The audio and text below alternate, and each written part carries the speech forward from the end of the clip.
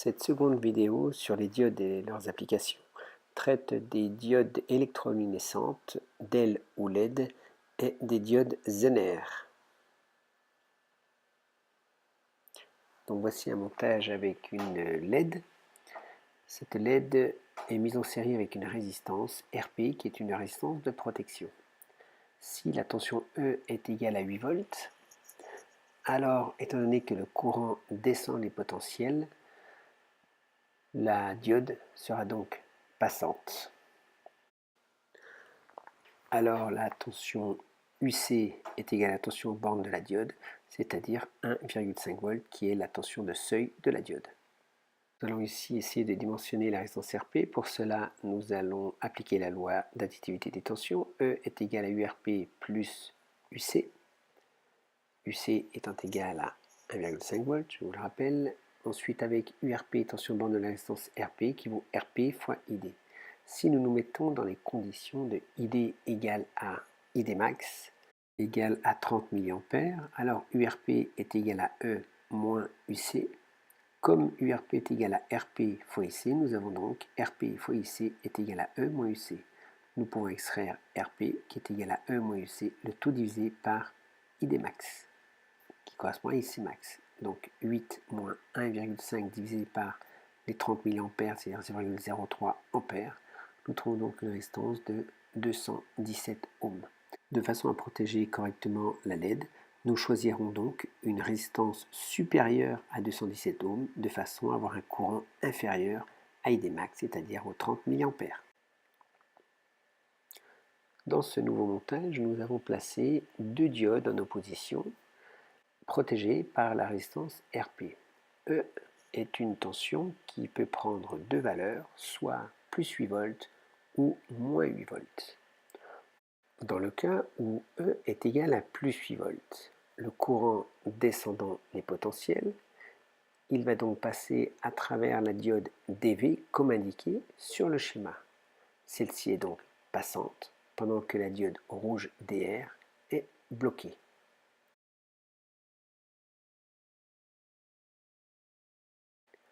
Lorsque la tension E est égale à moins 8 volts, de nouveau le courant descendant les potentiels, il va passer à travers la diode DR, et dans ce cas, la diode DV sera bloquée.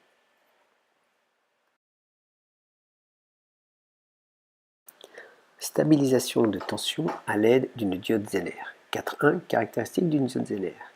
Ici, vous avez la représentation d'une diode Zener d'une façon identique à celle d'une diode classique, c'est-à-dire avec un courant ID et une tension VD. Maintenant, étant donné que la diode Zener peut être passante en inverse, eh bien, nous allons inverser nos notations, c'est-à-dire on va noter la tension VZ et le courant IZ lorsque la diode va fonctionner dans son effet Zener. Maintenant, la caractéristique de la diode, en utilisant VD et ID, nous allons tracer donc ID fonction de VD.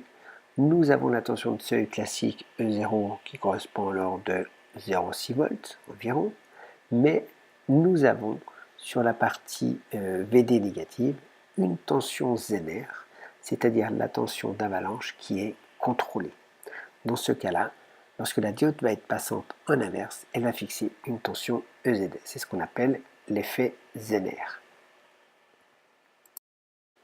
Lorsque nous traçons la caractéristique de la diode ID fonction de VD, nous avons tout d'abord notre zone de diode classique passant en direct, E0 étant la tension de seuil, mais nous avons également une deuxième partie où la diode est passante, celle-ci va être passante en inverse, c'est ce que l'on va appeler l'effet Zener.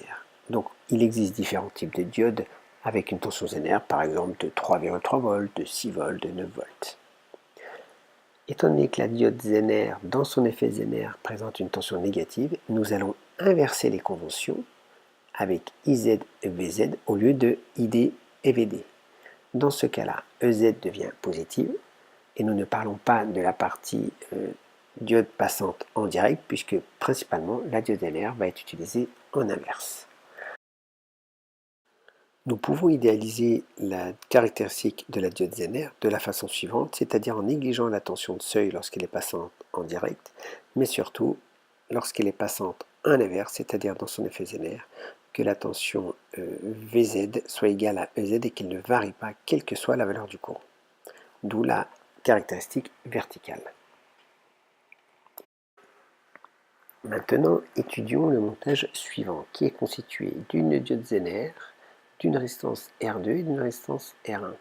L'ensemble étant alimenté sous une tension VE réglable. La tension aux bornes de la diode Zener est appelée Vs. Alors, si dz est absente, c'est de cette façon que l'on va étudier le montage.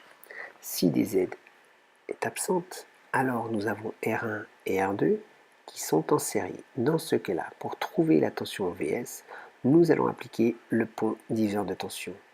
Vs est donc égal à VE fois R2 divisé par R1 plus R2. Considérons donc maintenant que Vz est égal à 3,3 volts, qui est égal à Vs, c'est-à-dire que la diode Zener est passante. Dans ce cas-là, Vs est égal à Vz est égal à 3,3 volts, égal à VE R2 sur 1 plus R2. Nous allons donc déterminer à partir de cette relation la valeur de VE. VE est donc égal à Vs multiplié par R1 plus R2, le tout divisé par R2. Ce qui nous fait donc VE égale à 4,8 volts. Ce qui veut dire qu'à partir de VE égale à 4,8 volts, la diode Zener est passante. On peut toujours augmenter VE, la tension Vs sera toujours égale à Vz, c'est-à-dire 3,3 volts. Cette valeur nous dit donc que lorsque VE a une valeur minimale de 4,8 volts, alors à ce moment-là, la tension Vs est égale à 3,3 volts, c'est-à-dire que si la diode Zener est présente, elle fonctionnera dans son effet Zener. En quelque sorte, une diode Zener correspond à un trop-plein dans un évier. VE va apporter du courant, donc vous apportez de l'eau dans votre réservoir. Tant que vous n'avez pas atteint le trop-plein, il n'y a pas de courant qui va passer dans la diode Zener, elle ne fixera pas la tension. Par contre, dès que vous allez arriver au niveau du trop-plein, vous pouvez toujours augmenter VE. La tension Vs sera toujours égale à 3,3 volts. Dans ce cas-là, le courant dans R2 sera constant et le surplus du courant va passer entre guillemets par le trop-plein qui est la diode Zener. On peut expliquer également ce fonctionnement à l'aide du schéma Vs en fonction de VE. Donc si dz est passante, dans ce cas-là, Vs sera égal à 3,3 volts. Si la diode est bloquée, dans ce cas-là, lorsque l'on augmente VE, Vs augmentera. Donc c'est cette zone-là. Pour le moment, première zone, la diode ne fonctionne pas dans son effet Zener.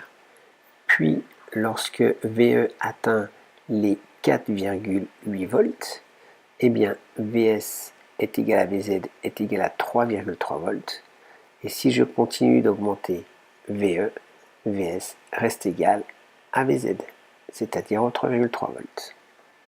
Il y a stabilisation de tension. Prenons le cas où VE est égal à 10 volts. Étant donné que VE est supérieur à 4,8 volts, la diode est passante. Nous allons essayer de déterminer les différents courants I1, I2 et IZ. Donc, Vs est égal à 3,3 volts. UR1 est donc égal à VE moins Vz, c'est-à-dire 10 moins 3,3, ce qui nous fait du 6,7 volts. Ceci à l'aide de la loi des mailles. Ensuite, déterminons I1, étant donné que nous avons UR1. I1 est égal à UR1 sur R1, c'est-à-dire 6,7 volts divisé par R1. Ici, nous avons choisi de prendre R1 égal à 1 kΩ, ce qui nous fait I1 est égal à 6,7 mA.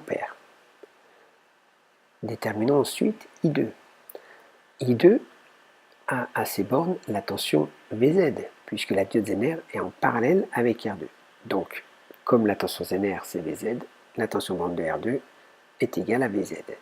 Donc I2 est égal à Vz sur R2, c'est-à-dire 3,3 divisé par 2200 ohms, ce qui nous fait un courant de 1,5 mA.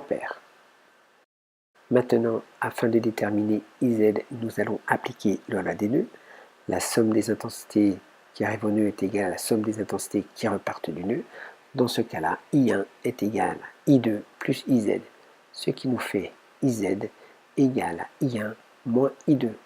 Donc 6,7 moins 1,5 est égal à 5,2 mA. Voilà qui termine cette seconde vidéo. Merci, à bientôt.